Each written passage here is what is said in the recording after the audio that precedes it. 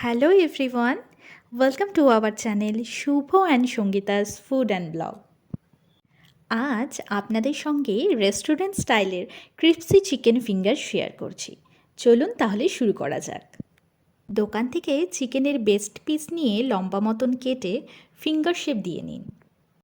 এরপর বাটিতে ফিঙ্গারগুলো নিয়ে তার মধ্যে জল, লবণ ও ভিনিগার মিশিয়ে 10 থেকে 15 মিনিট রেখে দিন। 10 থেকে 15 মিনিট পর চিকেন ফিঙ্গারগুলো নিয়ে 2-3 বার ভালো করে ধুয়ে নিন, তাহলে চিকেনের থেকে আষ্টে গন্ধটা চলে যাবে।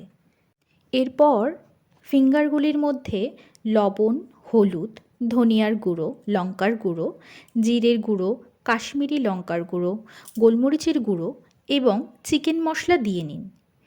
তারপর আদা রসুনের পেস্ট ও ভিনিগার দিয়ে ভালো করে ম্যারিনেট করে 2 থেকে 3 ঘন্টার জন্য রেখে দিন।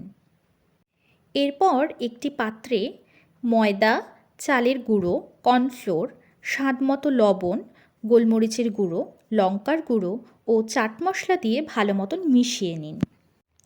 তারপর ম্যারিনেট করা চিকেনগুলোকে ময়দার মিশ্রণে ডিপ করে জলে ডুবিয়ে আবার সেই ময়দার মিশ্রণে চেপে চেপে মেখে নিন, যাতে ক্র্যাম্পসগুলো বেরিয়ে যায়।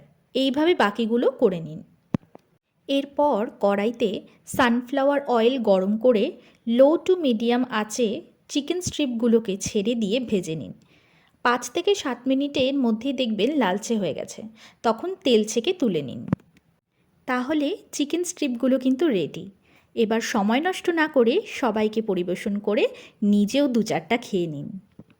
ভিডিওটি যদি ভালো লেগে থাকে লাইক, কমেন্ট, শেয়ার করবেন এবং চ্যানেলটিকে অবশ্যই সাবস্ক্রাইব করে পাশে থাকা বেল আইকনটি প্রেস করবেন।